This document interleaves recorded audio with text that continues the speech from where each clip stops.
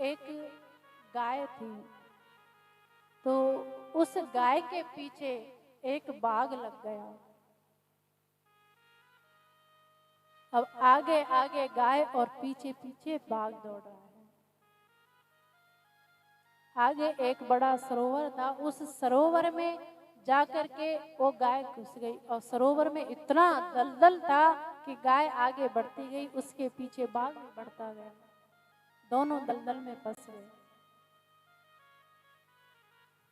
और दोनों दलदल में फंसे तो बाघ बड़ा परेशान, बड़ा दुखी, छटपटा रहा है, लेकिन उस दलदल से निकलने की कोई आस नहीं है, खड़ा खड़ा रो रहा है।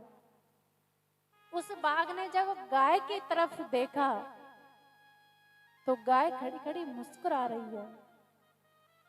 तो बाघ ने पूछा कि अरे बहन, इस दलदल में मैं भी फंस रहा हूं और इस दलदल में तू भी फंस रही है, लेकिन मैं तो इतना दुखी हूं, मुझे बड़ा कष्ट है कि इस दलदल से कैसे निकलेंगे, और मुझसे आगे है तू तो और भी ज्यादा दलदल में फंसी हुई है, तेरे को कोई चिंता ही नहीं है, तू मुस्कुरा रही है। गाय ने इतना सुंदर जवाब दिया। गाय ने कहा कि तू लावारिस है, तेरा कोई मालिक नहीं है इस दुनिया में, मेरा इस दुनिया में मालिक है। जिस मालिक की मैं हूँ, जब शाम को वो इंतजार करेगा, मैं उसके घर पे पहुंचूंगी, नहीं तो वो ढूंढता हुआ आएगा और इस दलदल से निकाल करके मुझे लेकर के जाएगा। मुझे भरोसा है मेरे मालिक के ऊपर, वो आएगा और इस दलदल से निकाल के लेकर के जाएगा, क्योंकि मैं एक मालिक की गाय हूँ, तू एक लावारिस है, तेरे कोई मालिक नहीं है, तुझे कौन निकालेगा, कौन ढूंढेगा, इसलिए तू दुखी है। मुझे खुशी इसी बात की है कि कुछ ही देर की बात है, मेरे मालिक आएगा, मुझे निकाल के ले जाएगा।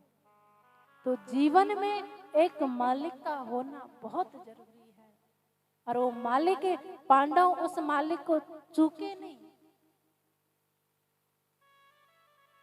द्रौपदी ने कहा, कुंती ने कहा कि हमारे जीवन में तुम मालिक के रूप में थे तो हमें चिंता ही नहीं थी। इतना भयंकर युद्ध हुआ, पांडवों ने अनेकों प्रकार के हमें कष्ट दिए, हमें कोई चिंता ही नहीं थी, क्योंकि हमें पता था कि हमारा मालिक है, वो अपने आप संभाल लेगा।